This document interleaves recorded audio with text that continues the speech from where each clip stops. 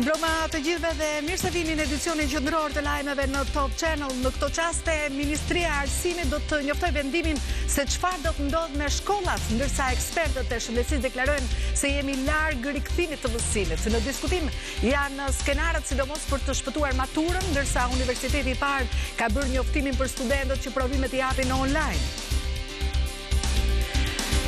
Në Shqipëri u shënua viktima e 30 nga COVID-19, një 52 vjeçar nga Kryja, i cili ishte prej 8 ditësh i intubuar në reanimacionin e spitalit infektiv. Ndërkohë gjatë 24 orëve të fundit kemi 14 raste të reja gjysma në Tiranë, 5 në Krujë dhe 2 në Shkodër. 2 ditët e fundit Tirana po ngjan sikur nuk jemi në kohë pandemie, janë të shumtë ata që kanë dalë nga shtëpia pa ndonjë arsye të fortë dhe nga të gjitha grup moshat, duke mos respektuar distancën si në rrugë dhe nëpër tregje e dyqane, një pjesë e mirë pa maska dhe doreza. Sociologu Gëzim Tushi thot për Top Channel se me këtë thyerje të karantinës po harrojmë rrezikun, ndërsa kundër COVID-19 kemi të vetmin ilaç për momentin, ilaçin social. Ndërkohë psikiatria Valbona Alika i thot se tani si shoqëri po përjetojmë fazën tjetër pas traumës, atë të rebelimit. Lidhja Demokratike e Kosovës sot janë siguruar 64 votat për qeverinë e re në Prishtinë dhe janë përmbyllur detajet me AAK-n, nismën, listën serbe dhe grupin 6+. Ndërkohë Abdullah Hoti, propozuar për kryeministër, shpalli 3 prioritetet e qeverisë që pritet të drejtojë.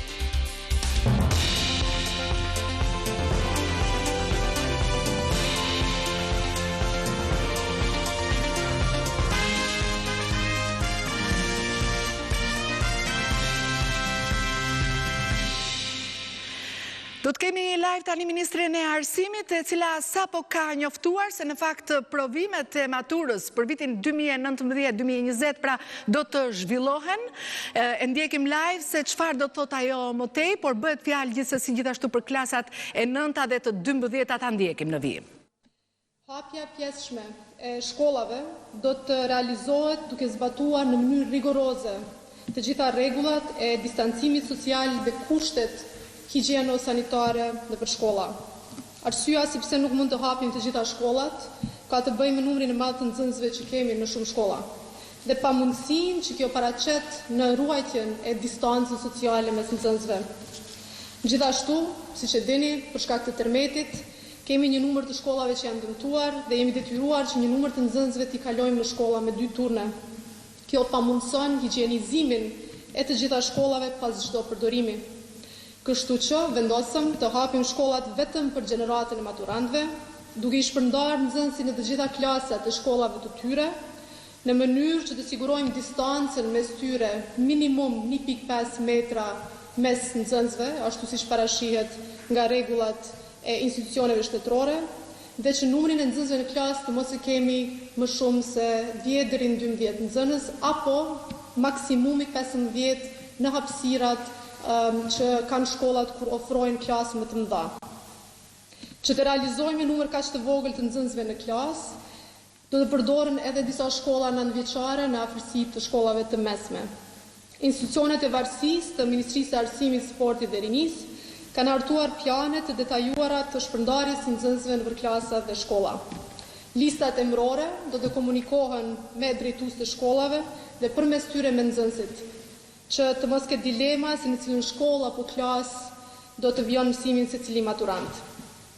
Instituti i Shëndetit Publik, në bashkëpunim me specialistët tanë dhe duke u bazuar në modelet që tashmë po zbatohen në vendet që kanë hapur shkollat, ka hartuar një rregullore për sjelljen e nxënësve në shkollë, duke aplikuar distancimin social në përpikri dhe higjienizimin ditor të ambienteve shkollore që duhet ta sigurojnë stafi i shkollës.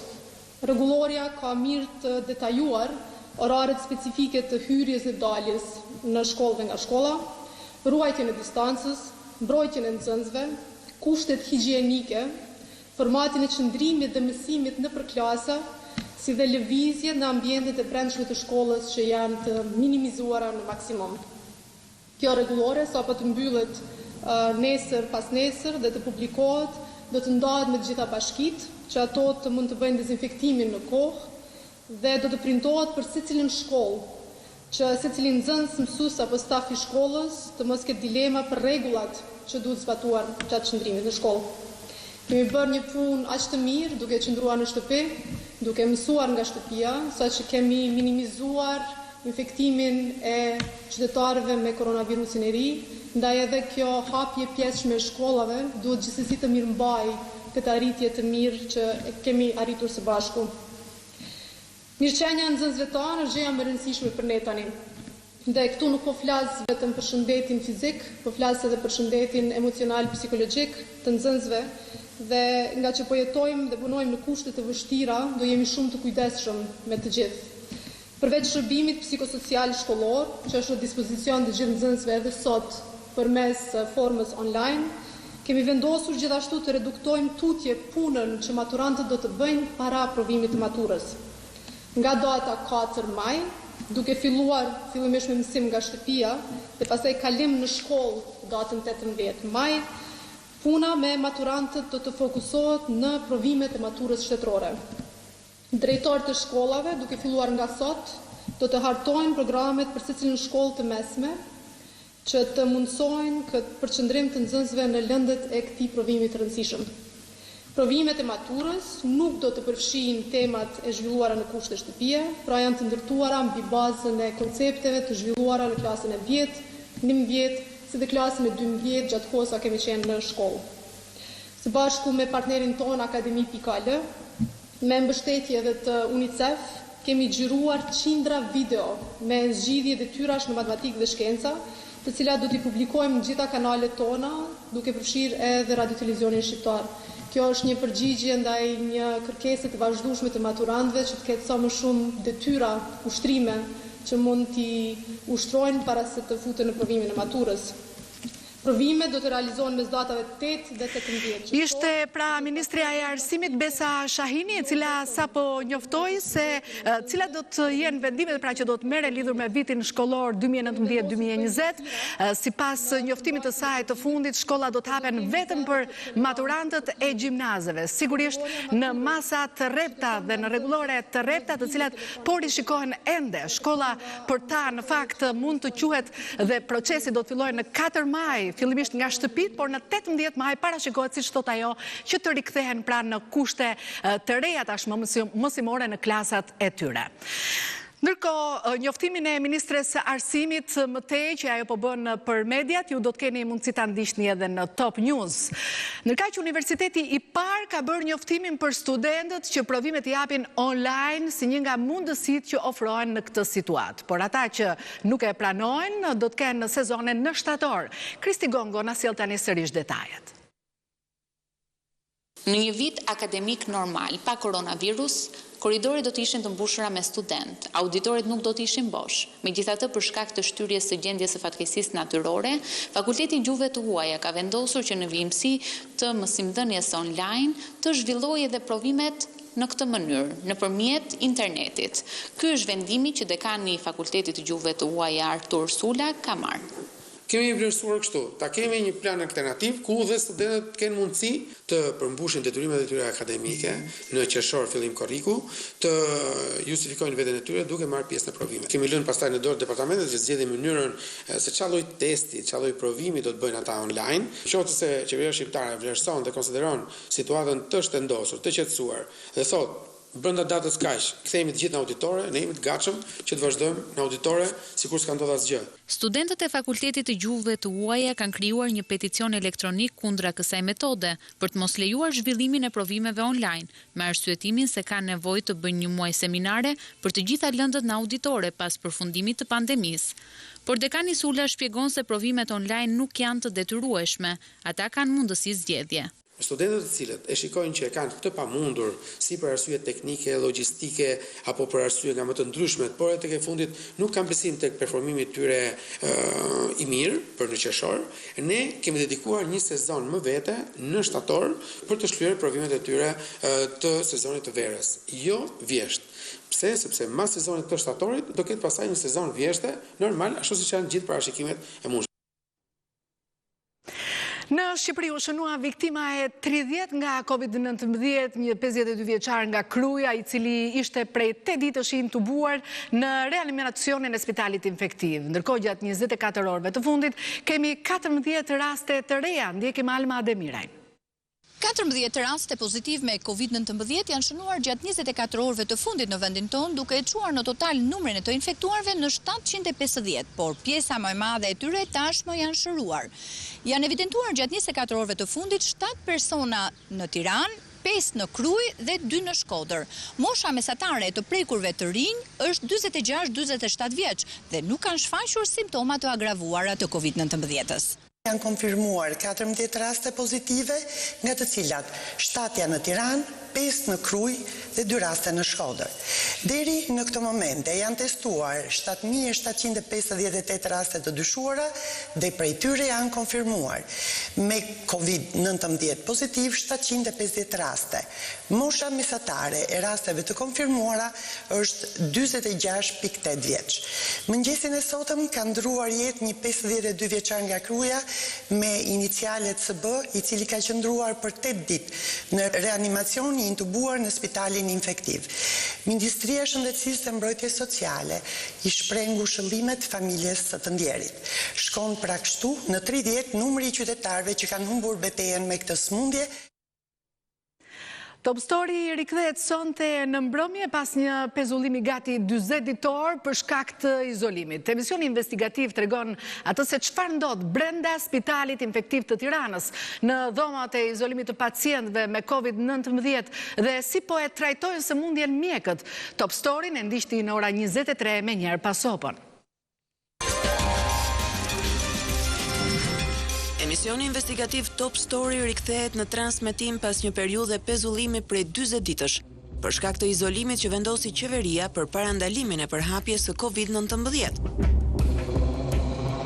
Sonte në mbrëmje, Top Story do të pasqyroj pamje ekskluzive brenda pavionit të infektivit në Spitalin Nën Tereza, aty ku mbahen dhe trajtohen prej 2 muajsh pacient të prekur nga COVID-19. Gazetarët kanë filmuar dhomat e izolimit, aparaturat që përdoren për trajtimin e virusit.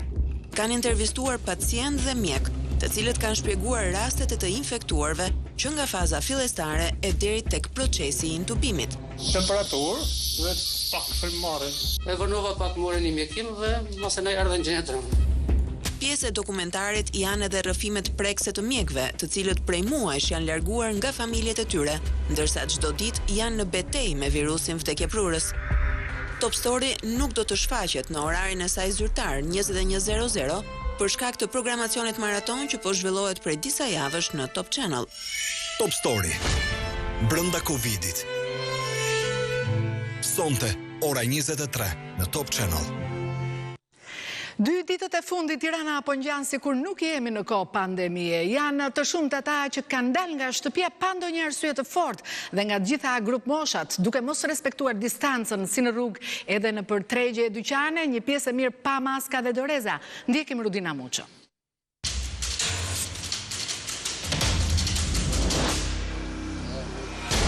Tirana sot i ngjan një ditë normale, qytetarë të shumtë kanë dalë në rrugë pa ndonjë arsye të fortë. Të moshuarit kanë harruar këshillat e bluzave të bardha. COVID-19 nuk është zhdukur ende nga vendi jonë. Pavarësisht kësaj, distanca nuk respektohet më. Fatmirësisht shohim ende qytetarë me maska, por dorezat janë harruar. Doreza? Që fusi kot. I kam dorë se shef. Përse nuk i ke marrë maska dhe doreza? Ja ku i kam, po jo që se u ndërseva. Vendose kur ishe në radhë? Ja ku i po atje po. Po tani unë u ndërseva dhe kam bezdi shumë, nuk e duroj do të nxehtën shumë. Për çfarë keni dalë? Kemi dalë me marrë pensionin. Ku keni maska dhe doreza? I kemi maska, tu kemi lënë në shtëpia. Masat mbrojtëse, maska dhe doreza? Të shkoj ke spitali. Po, a e dini që ato duhen gjatë gjithë kohës për të mbrojtur vetën dhe të tjerë, pasi koronavirusi është ende? Nuk duhen me. Sa dole nga shtëpia? Çfarë pune ke për të bërë? Punë të madhe të paguaj dritat e ujit, se na presin dritat e ujit. Nuk ka kush i afrojë tjetra këtë shërbim? Më një në shtëpi? Nuk keni person? Një s'kemi, ne pensionist, unë, burë e grua, jemi të vetëm. Je pensionist, ku i ke masat mbrojtëse? E harova dhe atë të shkretën pa e marrë me vete e harova. Hikam në vrap. E përse keni dal nga shtëpia? Për pazar. I bët pazaret? Ku maskat dhe doriza? E kam në arruar në shtëpi. Ne pensionistat mbajmë distancën. Mire, mbajmë distancën. Ku kalon rrugën? Kur vjene i afër unë shkoj larg. Triqem. Ju kur dini, e respektoni distancën?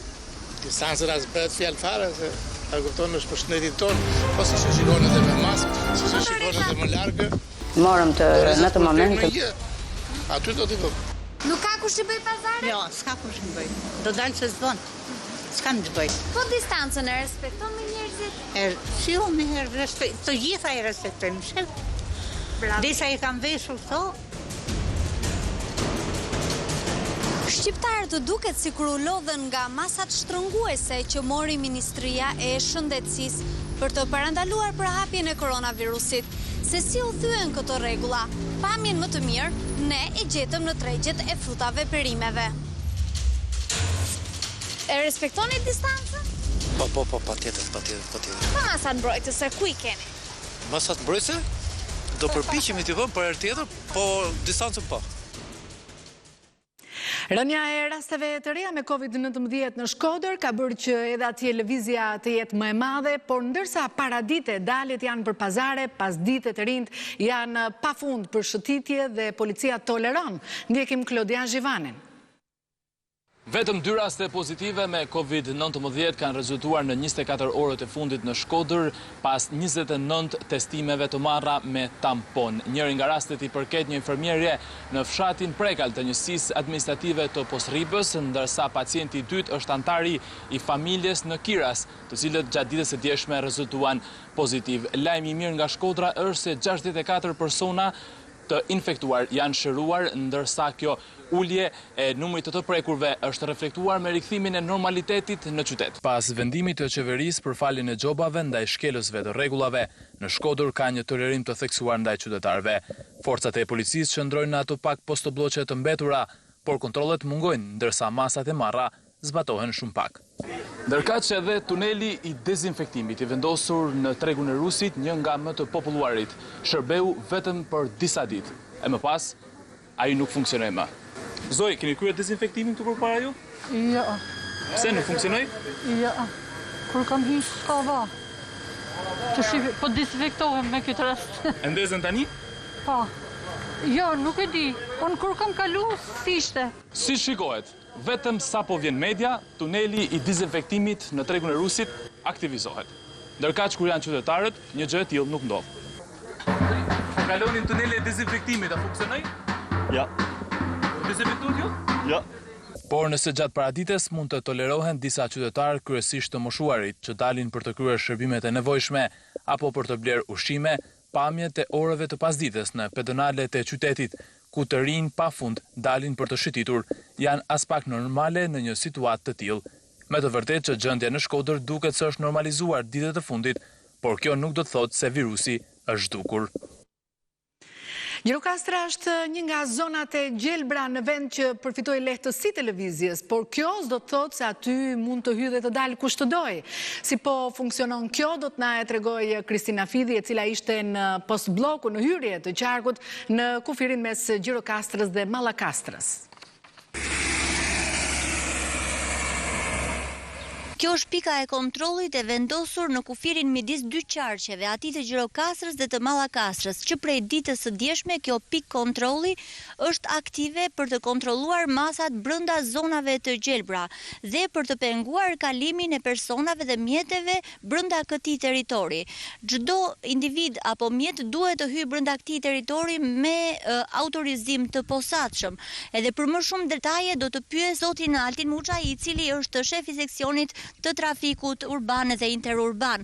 A është i madh numri mjeteve që përshkojnë aksin për gjatë ditës në një vëzhgim që nga dje deri sot? Padyshim janë mjetet që bëjnë kryerjen e transportit të madrave ushqimor ose madrave tjerë industrial, kurse të mjeteve dhe të qytetarëve të cilë kalojnë për arsye të ndryshme është relativisht i vogël. Gati 120 mjete kanë kaluar në të dy anët e kësaj pike kontrolli të çelur dje gjatë 24 orëve të fundit. Ne vim nga Tirana. Ju vini nga Tirana, po për çfarë arsye keni marrë autorizim? Me kimioterapi të ekologjike. Kimioterapi. Kështu që ishte e nevojshme. Po. Keni pak frikë që po qarkulloni në një kohë të ngarkuar? Ne gjithaj trima nuk kemi, themi dhe atë kesh, po. Të kemi marrë masat. Kjo e kemi marrë aplikuar tani dhe është autorizimi i rit ne me fruta perime. Do me thënë ju niseni në mëngjes dhe ktheheni brenda ditës? Po.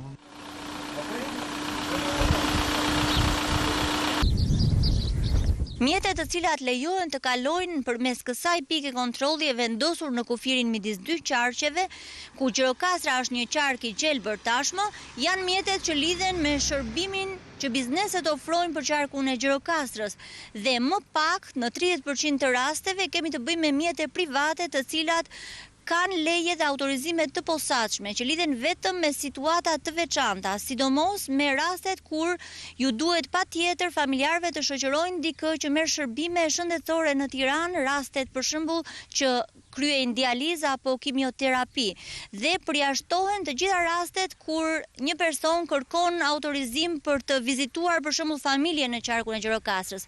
Nuk ka raste të tilla sipas policisë në këtë pikë kontrolli. Sociologu Gozim Tushi thot për Top Channel se me këtë thyerje të karantinës po harrojmë rrezikun, ndërsa kundër Covid-19 kemi të vetmin ilaç për momentin, ilaçin social.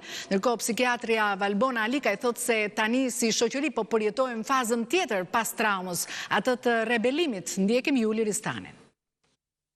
Profesor, çfarë po ndodh me marrëdhëniet sociale në këtë periudhë karantine? Si ka shndruar ajo nëse po? Ne e kemi amnezin sociale shumë të fortë, ne i harrojmë gjërat. Kam vënë re këto 2-3 ditë të fundit që ka një shtim të pavëmendjes civile, rikthim tek mënyrat e vjetra të lidhjeve të komunikimit etj. Nëse ne harrojmë rrezikun, ai do të kthehet përsëri, sepse ka një tezë që rreziku më i madh është ai që harrohet, dhe kështu në këtë pikpamje ne nuk duhet të harrojmë këtë rrezikun e Covid-19-s. Përkundrazi, mendoj që ne do të progresojmë me rregull dhe këto rregulla duhet kthehen në norma të sjelljes të detyrueshme. Nuk mund të pranojmë më ne që një njeri vetëm të bëhet shkak për të sjellë pandemi të tilla të mëdha. Nuk mund të pranojmë ne që një njeri i cili nuk e do ose nuk e njeh çmimin individual të jetës, koston e jetës së tij, që të sjellë katastrofa publike. Kodi etik i shoqërisë kërkon një raport të ri të asaj që lejohet dhe asaj që ndalohet. Jo juridikisht, jo me policë, jo me ligj, jo me vendime qeverie, apo me ligje parlamenti. Jo. Në mënyrë sociale duhet i korrigjojnë njerëzit dhe siç po e shikoni, shërimi i sëmundjes i Covid-19 në qendër të tij ka ilaçin social. Nuk kemi as vaksinë, nuk kemi as medikamente të tjera, nuk kemi as preparate me të cilat e sulmojmë atë, jemi në gjendje empirike, edhe mjekësia u ndodh e papërgatitur në këtë, kemi në dorë vetëm një gjë, ilaçet sociale. Ilaçet e reja sociale që janë higjiena, komportimi social, ruajtja e distancës sociale, e distancës fizike, largimi i turmave të panevojshme, ridisiplinimi i komuniteteve, i fqinjësisë, i miqësisë, rishikimi i ritualeve të gëzimit, të dasmave, të ritualeve mortore dhe postmortore, të cilat ne i kemi të ngarkuara. Jemi të detyruar të ndryshojmë. U gjendëm në një situatë pa përgatitur, gati surreale. Çfarë ndodh në mendjen e njeriut? Sigurisht ka ato momentet e veta të traumatizimit të fillimit, kemi momentin e përshtatjes dhe pastaj kemi edhe momentin e rebelimit. E kam përshtypjen që tani jemi në momentin e rebelimit. Ne jemi qenie njerëzore dhe qenia njerëzore është në kërkim të sërez gjithmonë. Ne vërtet jemi të lidhur, vazhdojmë të jemi të lidhur nga ana sociale nëpërmjet telefonave, por nuk shihemi me njëri tjetrin. Nuk kemi atë pjesën që në fakt na dallon ne njerëzit, ndarjen e emocionit. Dhe kjo po na bën presion. Kjo është situatë stresante. Si mund të dalin, doktoresh? Për te gjërave që u bën deri tani, shijuam Instagramin me gatime të ndryshme, shijuam bashkimin në familje, shijuam qëndrimin me fëmijët. Tani duhet jemi më tepër kreativ, sepse ju futëm një rutinë tjetër. hapja e fundjavës duhet të shfrytëzohet jo thjesht duke dalë, por duke u programuar përsëri në mënyrë që si të arrijmë pastaj edhe të takohemi me njëri tjetrin. Pra të fillojmë dhe të bëjmë atë që na mungonte deri tani, ndarja e emocionit. Po me lëkundjen e tërmetit mbrëm fillon memet me një herë. Domethënë, din për jashta është koronavirusi. Ma c'è terremoto. Koronavirus! Përdorimi i humorit është një mekanizëm mbrojtës shumë i fuqishëm. Vjet re edhe një shtim i simptomave të ankthit te grupi që s'kan pasur probleme të shëndetit mendor. Pra kemi probleme të pagjumësisë, kemi shumë element të ankthit, disa edhe element të depresionit. A janë shpeshtuar vizitat, telefonatat doktoresh këtë periudhë? Dhe sigurisht janë shtuar, tani tek pjesa e dytë, po themi, e karantinimit, telefonatat janë më të shpeshta, urgjencat janë pak më të shpeshta.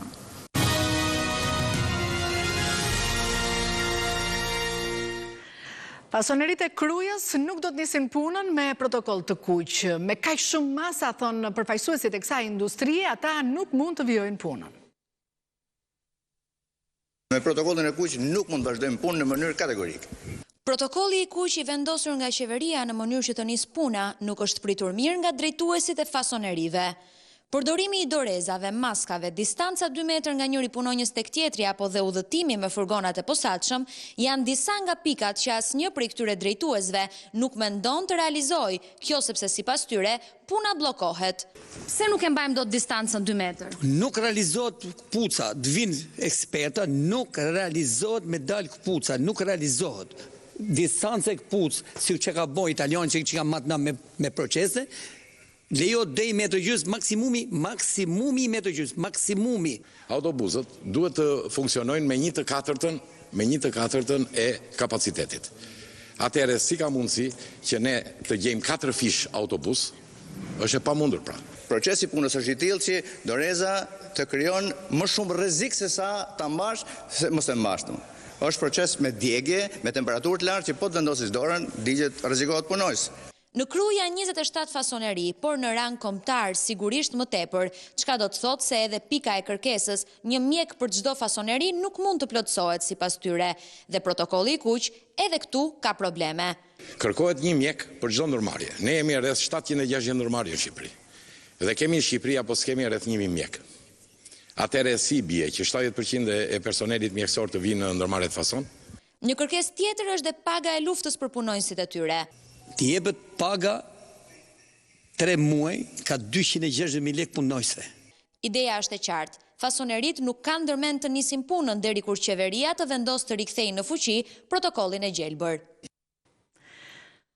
Prej 2 ditësh janë hapur dyqanet e veshjeve që kanë një protokoll të Ministrisë së Shëndetësisë për klientët dhe shitësit. Pyetje se a mund të provojmë rrobat që duam të blejmë, i e përgjigje Rudina Muça. Në listën e 17 bizneseve që ngritën qepenin mëngjesin e së hënës bën pjesë edhe dyqanet e veshjeve, këpucëve dhe tekstileve. Duke qenë se Shqipëria ka qenë në karantinë për 2 muaj, unë nuk pata mundësi që të blija rroba. Për këtë arsye, sot do të bëj shopping.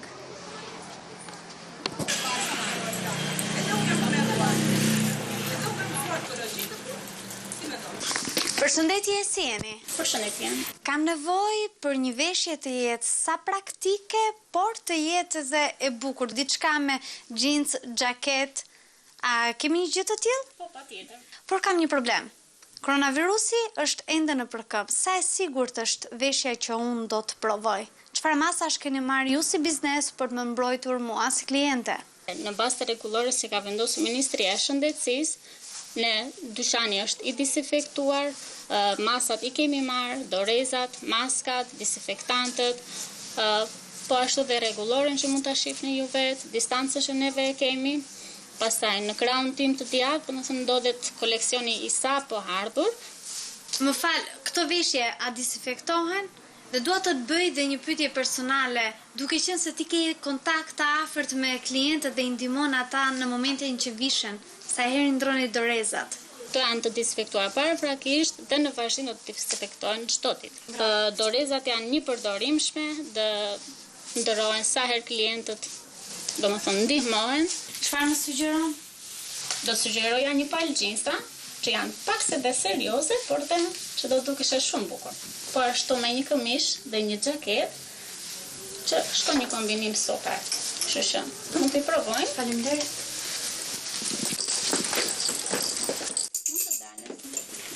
Si duket? Duke shumë bukur, mund ta shohësh veten dhe në pasqyrë. Në Elbasan nuk po marrin dot shërbim në urgjencën dentare pacientët nga rrethet e tjera. Ndjekim problematikën që ngre Bruna Kërçyku. Për t'i dhënë shërbimin pacientit, një mjek stomatolog nuk mund të mbajë një distancë më të largët se 40 cm. Po ashtu, kontakti drejt për drejt me gojën dhe stiklat e bështymës bëri që shërbimi dentar të pezullohet që në nisje të pandemisë. Në periudhën e alarmit botëror, ky vendim ishte i domosdoshëm. Është ndër shërbimet më të rrezikuara, sepse jemi direkt në kontakt me bështymën, me spërklat. Tani me statistikat që shohim dhe me rastet, themi që dal nga dal, ndoshta do jetë mirë edhe të normalizohet situata, sepse pavarësisht se pacientët janë qetësuar dhe janë stabilizuar, ato janë pacient në pritje. Ndërkohë për sa i përket urgjencave dentare, mjekët janë munduar të këshillojnë pacientët përmes telefonit, ndërkohë që edhe urgjenca dentare e Elbasanit ka dhënë shërbimin e saj kur ka qenë e nevojshme. Kam pasur dhe raste urgjence përveç pacientëve që kam lënë për gjysmë në mjekim, që kam pasur nevojë për ndihmë, duke i dhënë këshilla dhe me mjete ilaçe që mund t'i gjejnë nëpër farmaci, fatmirësisht janë qetësuar. Por ndërsa urgjenca dentare e Elbasanit ka funksionuar, për pacientët e qyteteve të tjera ka qenë e pamundur të kurohen në rastet kur kanë pasur urgjenca. Koha e shkurtër e lëvizjes, por edhe pezullimi i saj në një kohë të caktuar e kanë bërë të pamundur që një pacient nga Gramshi apo nga Prenjasi të vinë në Elbasan për të marrë shërbimin dentar. Ndër të tjera në vim të këtij edicioni do të ndiqni regjisorin Bujar Alimani, i cili jeton në New York. Pandemia e gjeti në Shqipëri. I bllokuar nga COVID-19, ai nisi realizimin e një dokumentari. Ka gjëruar nënën e tij në përditshmëri, detin, por edhe natyrën, ndërsa aktualisht është në qytetin e lindjes, në Patos. Alban Ylli, eksperti i Institutit të Shëndetit Publik, beson se nga mesi i 2 majit mund të hapen aktivitetet sportive në vend, por ndeshje do të luhen pa spektator. Në një intervistë për Top Channel, ai thotë se edhe atletët mund të stërviten që nga java e ardhshme, por duke mbajtur distancën 3 metra. Top20channel.tv, faqja më e klikuar e internetit e shqiptarëve. Gjithçka që ndodh në vend, rajon dhe botë. Gjithçka nga aktualiteti, sporti dhe argëtimi. Me një dizajn të ri dhe shumë praktik, si në versionin desktop dhe atë mobile. Top20channel.tv, të parët për shqiptarët. Në Durrës janë shoqëruar mbi 50 persona për të pyetur për atentatin që mori jetën 2 vëllezërve haxhia një ditë më parë. Gazetari Andi Bora u rikthye sërish sot në vendngjarje dhe sjell edhe dëshmitë e atyre që dëgjuan breshërinë e të shtënave. Të martën, grupi hetimor u rikthye përsëri pranë tregut të makinave në zonën e Shënvlashit në Durrës, aty ku ekzekutuan 2 vëllezërit Viktor dhe Besmir Haxhia. Krahas mbi 50 personave të shoqëruar në polici që mund të kenë dieni mbi ngjarjen. Edhe të martën, grupi hetimor ka vijuar me marrjen në pyetje të banorëve të zonës, të rojeve dhe pronarëve të parkingjeve pranë këtij vendi ngjarje. Një nga rojët e parkimit tregon për Top Channel momentet kur dëgjoi të shtënat me breshëri gjatë ekzekutimit të 2 vëllezërve. Kisha duke ngrënë bukë në dhomë, bashkë me ti me shoqe, krisin automatik, breshëri kanë qenë me krera 32, një 3 ponje me sa nuata unë. Unë ushtriva barkas me njëherë. Kur pushoj, dola shikoj ta këtu kishte tym. Domethënë, tymi më jep përshtypje që ka kaluar makinë me shpejtësi e ndeja. Këtu s'pash gjë për momentin, se i shtyra syt atje se më bëri përshtypje që shkonte një makinë para edhe 2 njerëz e ndiqin nga pas. Përshtypja ime që e kjo që makina shkonte nga dalë, kurse ata nxitonin me shpejtësi 2 njerëzit. Ndërkaq në cilësinë e provës materiale janë sekuestruar edhe kamerat e sigurisë së bizneseve pranë këtij vendi ngjarje dhe nga burime pranë grupit hetimor. Pas qyrjes së pamjeve filmike, dyshohet se autorët për t'u larguar kanë përdorur një automjet tip Toyota ngjyrë gri.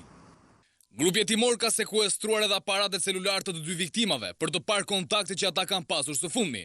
Ndërkaq, hetimet krahas disa pistave vijojnë të jenë të përqendruara tek larja e sapeve për çështje borxhesh. Vëllezërit Axhia ishin pronar të disa bizneseve si automjete me qira, shërbime karrotreci, por edhe transferime parash.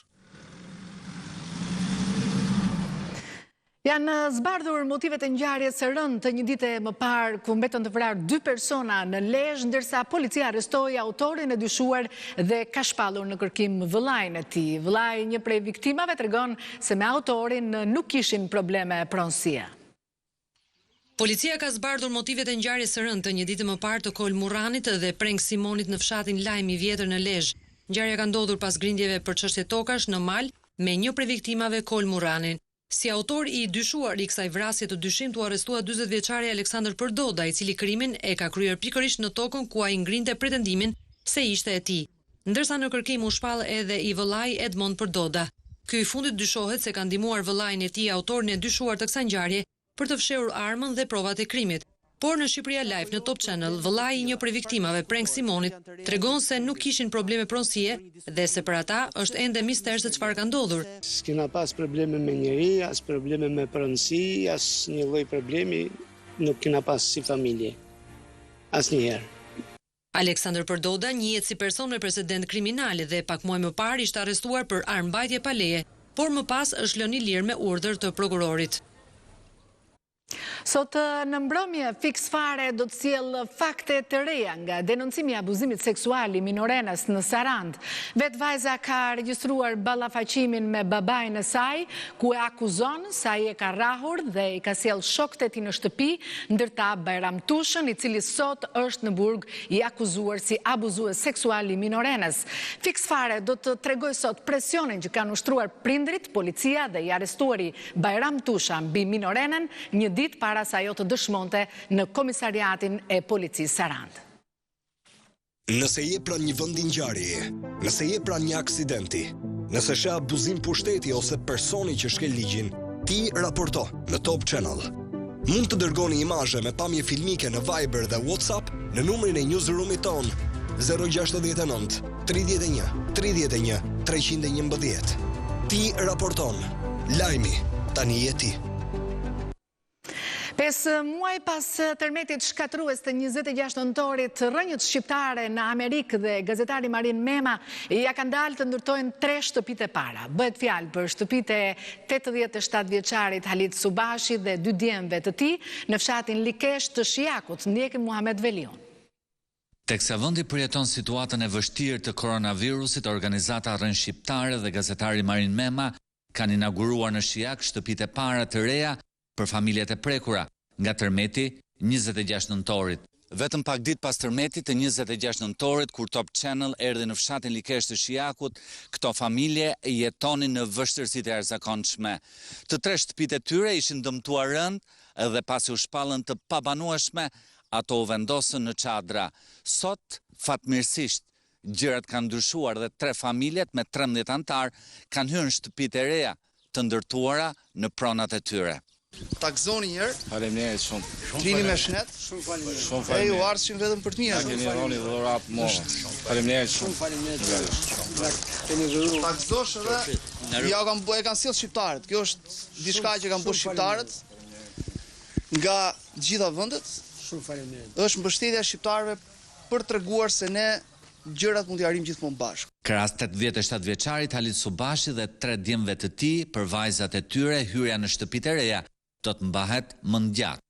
Gazetari Marin Mema tregon se si ai dhe rrënjët shqiptare fal donacioneve të 26.000 shqiptarëve nga Mërgata mundën të ndërtojnë këto 3 shtëpi me nga 82 metra katror secila, me vlerë totale 100 milion lek, ku përfshihet mobilimi dhe pajisjet elektroshtëpiake. Më vjen mirë që jemi në këtë moment të vështirë duke inauguruar shtëpitë e para për të treguar se shqiptarët së bashku mund të arrijnë vërtet shumë. Një falënderim i jashtëzakonshëm shkon për të gjithë shqiptarët që kanë bërë të mundur përmes donacioneve të tyre që ne të ndihmonim këto familje. Sigurisht ky është vetëm fillimi, ne do të shkojmë këtij misioni deri në fund me ndeshmëri, pastërti dhe me dëshirën e madhe për të treguar se shqiptarët së bashku mund të shkojnë larg, mund të bëjnë gjëra shumë të mira dhe besoj që kemi nisur me këmbën e mbar. Antarët e Albanian Roots, një nga organizatat më të mëdha shqiptare me qendër në New York, e kanë patur të pamundur për shkak të situatës të jenë në Shqipëri. Megjithatë, ata shprehen se puna do të vazhdojë për të ndihmuar sa më shumë familje.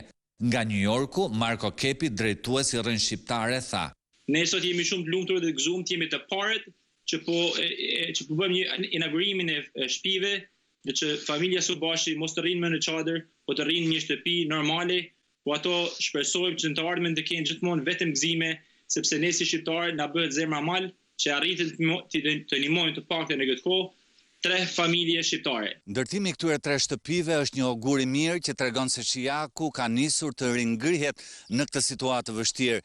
Këto janë vetëm shtëpitë e para të një procesi të gjatë që megjithatë premton të mos ndalet. Sigurisht nuk do të jetë thjesht, por fillimi është i mbar. Nga fshati Likesh në Shijak për Top Channel, Muhamet Veliu.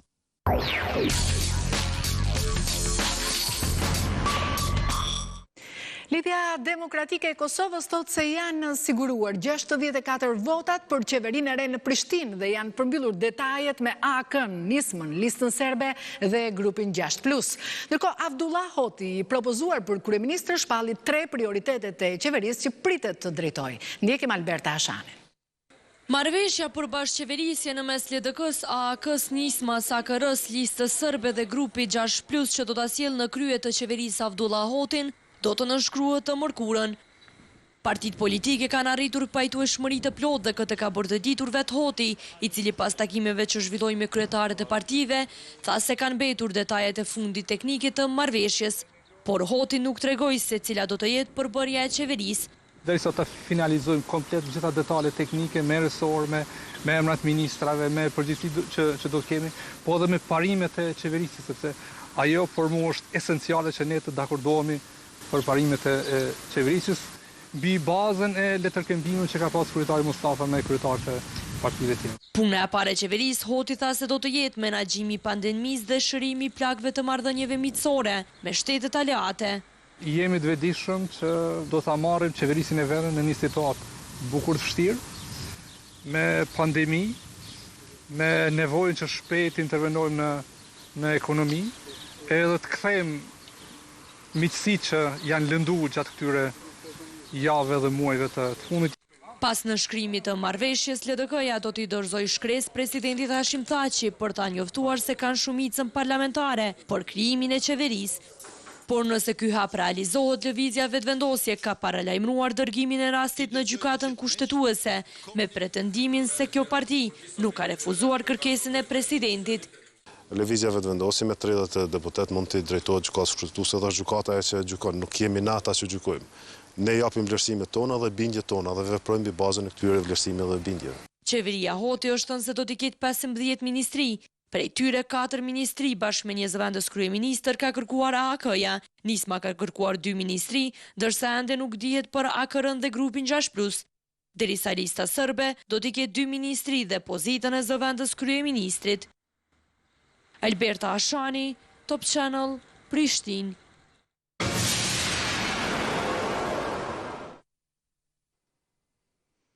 Në 24 orët e fundit në Itali kanë humbur jetën 382 persona, ndërsa numri i infektuarve i kaloi 200.000.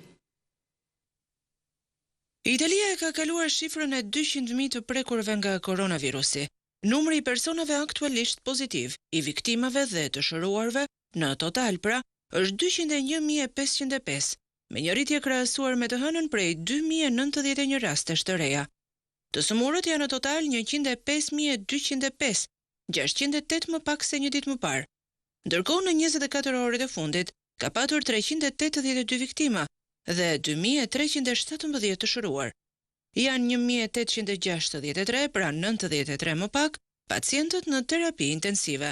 Për kryeministrin italian Giuseppe Conte, nisur nga shifrat është e pamundur një hapje më e madhe, pasi rrezikohet një rikthim i infektimeve. Rreziku i rikthimit të infektimeve nga koronavirusi është shumë konkret, thot Conte. Ne kemi marrë një seri masash për një rihapje të kujdesshme që do të na mundsojë reagim efikas në rast se do të kemi një ndryshim situate. Duke folur për fazën e dytë, Conte thot se janë bërë hapa përpara, pasi nga e hëna 4 milion persona janë rikthyer në punë me rreziqe më të mëdha infektimi. Por sipas tij, Gjithçka është për llogaritur mirë. Në Britani sot janë raportuar 586 vdekje të reja në 24 orë të fundit, një rritje prej afro 240 vdekje më shumë se dje, thot korespondenti në Londër Arben Manaj. Arben, më mbrëma në raportin e djeshëm, the të presim shifrën e të martës për të parë një shifër sa më të përafërt me realitetin. A është kjo shifër më pranë realitetit sa i përket të vdekjeve në për spitale? Gjenta se sa afër realitetit nuk mund ta them, por di që shifra e djeshme nuk ishte afër realitetit. Mbetet të shihet edhe në ditët në vazhdim se cila do të jetë ecuria e shifrave të vdekjeve, sidomos në për spitale, sepse vetëm ato raportojnë praktikisht. Gjithsesi mbetet shihet, si thash. Ndërkohë një lajm tjetër i fundit nga mbledhja e fundit e qeverisë britanike ose më saktë konferencës së shtypit të paranjore është që Britania e Madhe ka vendosur që t'i ofrojë testimet të gjithë personave që janë mbi 65 vjeç, si dhe të gjithë punonjësit që punojnë në qendrat e kujdesit shëndetësor për të moshuarit apo dhe punonjës të tjerë të cilët kanë simptoma, por që do duhet të vazhdojnë të shkojnë në qendrat e punës, pra dhe nuk mund të punojnë dot nga shtëpia. Ndërkohë që qeveria e kryeministit Boris Johnson është në një presion jashtëzakonisht të madh për çështjen e relaksimit të masave të karantinimit. Nuk është çështje nëse do të ndodhë, por kur dhe sa do të jetë kjo masë e tensionuar e relaksuar. Genta. Sërish diçka tjetër lidhur me shifrat e vdekjeve, Arben. Qeveria në konferencën e shtypit sapo njoftoi se nga nesër e tutje do botojë edhe vdekjet për shtëpitë të moshuarve dhe ato në komunitet, përveç atyre në spital, apo jo? Genta, kjo ka qenë një nga shqetësimet më të qoftë edhe të medias, por dhe të publikut, por ministri britanik i shëndetësisë Matt Hancock njoftoi që duke filluar nga nesër ai ka urdhëruar, pra fjala ka urdhëruar, nxjerrjen edhe të këtyre shifrave, por sipas Institutit Kombëtar të Statistikave mendohet se shifra reale është 53% më shumë, çka do të thotë që Britania e Madhe sot mund të jetë në shifra reale të 33.000 të vdekur. Ndërkohë që duke ditur se sa do të vazhdoj kjo pandemi, ajo shifra edhe në javën e kaluar nga Financial Times, ke 40.000, ndoshta do të duket një shifër e vogël. Gjithsesi, për momentin ne na thënë gjysmë të vërteta deri në këto momente, sepse nuk do duhet punosh në NASA për të bërë llogaritje se sa të vdekur kanë në shtëpitë e kujdesit shëndetësor për të moshuarit apo në spital. Mjafton një menaxher, dërgoj një email, çështje e zgjidhur. Nuk e di, është e qëllimit apo jo, nuk mund ta them, por gjithsesi unë gjithmonë jam përmbajtur mendimit që në fund të ditës, kur do që të mbarojë kjo pandemi, sa do të trashta kesh gishtin, nuk mund të fshihesh dot përpara shifrës përfundimtare. Gjithsesi, fjala gjysmë të vërteta është shumë e rëndë në fakt për një vend me demokraci të zhvilluar, siç është Britania e Madhe, po ashtu me një lëri të madhe të medias. Ndërkaq që Arben, historia e veteranit britanik të luftës së dytë botërore, Thomas Moore, që ka grumbulluar tashmë mbi 29 milion sterlina nga 1000 që kishte ai objektiv deri të enten kur mbush 100 vjeç, në fakt po bëhet akoma më interesante, cilat janë të rejat. Gjeda, më lejo të them edhe diçka lidhur me ato gjysmën e vërtetave, sepse faktikisht nuk është vetëm një problem britanik për rritjes së vërtetës, por kam përshtypjen që ndodhet në vende të tjera, koha do ta tregoj. Sa i përket Thomas Moore faktikisht, dhe më duhet ta bëj pak të dallim të qartë sepse kam pas emailë që më thonë njerëzit që kërkojnë ndihmë nga Tom Moore, sepse kështu që edhe e ngatrojnë me emrin shqiptar, pasi e mendojnë që ai është shqiptar. Gjithsesi, veterani britanik i cili mbush ditën e njëjtë 100 vjeç, ka arritur të grumbullojë deri në këto momente më shumë se 29 milion sterlina nga 1000 sterlina që ai kishte vendosur për të bërë 100 shëtitje përpara shtëpisë së tij. Kjo është një shifër e jashtëzakonshme. Çfarë është e re në këtë histori është fakti që një këngë që ai e ka përgatitur me një nga këngëtarët dhe artistët më të njohur britanik sot është në numrin e parë, pra në vendin e parë të këngëve më të dëgjuara në Britaninë të Madhe, ndërkohë që do të ketë një fluturim të veçantë me avion të forcave ajrore britanike mbi shtëpinë e tij ditën e njëjtë, ndërkohë që mbretëresha në bashkëpunim me producentët e BBC-s po përpiqet të dërgojë një mesazh të specializuar, të detajuar pikërisht për veteranin britanik, ndërkohë që në adresë të tij kanë mbritur 125.000 kartolina dhe është mbushur tërë shkolla në zonën ku ai banon. Thomas Moore është një vërtet një hero, është një njeri që ka ngritur realisht moralin e britanikëve në këto kohë mjaft të vështira. Dhe në fakt jo vetëm të britanikëve, është një histori e cila në fakt na ka afektuar të gjithë në këtë kohë të koronavirusit. Është pikërisht rasti për thënë se edhe një individ i vetëm mund të bëjë shumë çka e të japi mesazhe mbar botërore. Faleminderit Arben Manaj. Në Kinë janë arrestuar disa aktivistë që hidhin në internet dokumente të censuruara për COVID-19. Autoritetet kineze kanë arrestuar 3 aktivistë që vinin në dispozicion në internet raporte të censuruara për pandeminë e koronavirusit. Aktivistët e prangosur bënin pjesë në nismën anti-censur, Terminus 2049, dhe pritet të akuzohen për nxitje mosmarrveshjesh dhe provokim, thot Deutsche Welle. Ata ripublikonin në internet raporte të censuruara apo të fshira nga autoritetet në lidhje me shpërthimin e pandemisë në qytetin e Wuhanit. Masat e dënimit për akuzën që parashikohet për ta shkojnë deri në 5 vjet heqje lirie. Muajt e fundit, grupi ka botuar një sër artikujsh në lidhje me pandemin, duke përfshirë edhe raporte personale nga qytetarë të Wuhanit. Raportet apo lajmet e ripublikuara përfshin dhe ato të kohës kur u bë e qartë se virusi SARS-CoV-2 transmetohet nga një person tek tjetri, apo lidhen dhe me tema që qeveria kineze i klasifikon si të ndjeshme. Ndër të tjera Terminus 2049 rishpërndau në rrjetet sociale edhe raportin e mjekut Aifen nga Spitali Qendror i Wuhanit, një ndër të parët që njoftoi për shpërthimin e epidemisë. Qytetar kinez si dhe opinionin ndërkombëtar e akuzojnë Pekinin se mban të fshehura dhe hesht për informacione të rëndësishme mbi virusin dhe origjinën e sëmundjes së mushkrive COVID-19. Kamera në shtëpi, kështu do të monitorohet karantina 2 javore në Kinë për ata që kthehen nga jashtë. Mëngjesin pasi Jan Laif u kthye në Pekin, gjeti njerëz që po montonin një kamera në murin jashtë derës së apartamentit të tij. Lentja e saj drejtohej nga ai, thot CNN. Pas një udhëtimi në Kinën Jugore, irlandezi 34 vjeçar dhe familja e tij po fillonin karantinën e tyre 2 javore në shtëpi, një masë e detyrueshme e zbatuar nga qeveria kineze për të ndaluar përhapjen e koronavirusit të ri. Jan thot se kur hapi derën, pa që kamera po instalohej pas një paralajmërim. Të kesh një kamera të vendosur përpara derës, kjo është një shkelje e jashtëzakonshme e privatësisë, tha ai. Është një vjedhje e madhe të dhënave dhe nuk e di sa është legjitime. Edhe pse nuk ka asnjë njoftim zyrtar që të tregojë se është e detyrueshme vendosja e kamerave jashtë shtëpive të njerëzve në karantinë, ajo ka ndodhur në disa qytete të Kinës, të paktën që nga muaji i shkurt, sipas 3 personave që rrëfyen eksperiencën e tyre për CNN. Në disa raste të rralla, ato janë vendosur edhe brenda banesës. Kina nuk ka ndonjë ligj të veçantë kombëtar për të rregulluar përdorimin e kamerave të sigurisë, por ato janë bërë tashmë pjesë e rregullt të jetës publike. Shpesh janë atje duke vëzhguar njerëzit kur kalojnë në rrugë, hyjnë në një qendër tregtare, darkojnë në një restoran, ngjiten në autobus apo dhe të ulen në bankat e shkollës. Më shumë se 20 milion kamera janë instaluar në të gjithë Kinën që nga viti 2017, sipas transmetuesit shtetëror CCTV.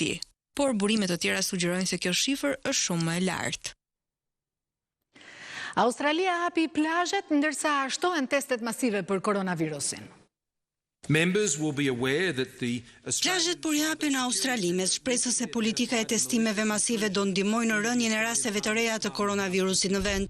12 infektime pati dje e gjithë Australia dhe nga këto vetëm njëri kishte burim të panjohur. Njerëzit vërshuan në plazhin e famshëm Bondi Beach dhe 2 plazhe të tjera të Sydney dhe New South Wales, që numëron gati gjysmën e totalit të viktimave në vend, zgjodhi të zbus masat e rrepta të lëvizjes.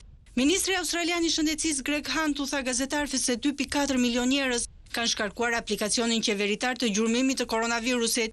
Aplikacioni COVID Safe për smartphone përdor një sinjal wireless Bluetooth që regjistron kontaktet. Përdoruesi do të njoftohen nëse kanë pasur më shumë se 15 minuta kontakt të ngushtë me një përdorues tjetër që rezulton pozitiv. Hunt deklaroi se në Australi ka pasur gjithsej 6.727 raste të koronavirusit dhe vetëm 85 vdekje. Mbretëria e Bashkuar po harton gjithashtu programin e vet të gjurmimit në drejtimin e NHSX, ekipi digjital i shërbimit shëndetësor në shtëpi.